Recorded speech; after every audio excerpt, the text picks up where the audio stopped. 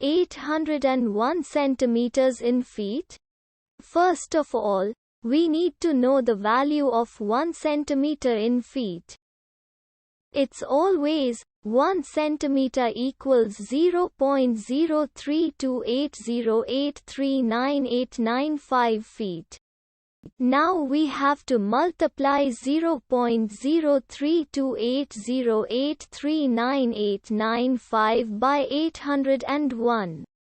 Therefore, 801 centimeters times 0.03280839895 feet equals 26.27952755895 feet.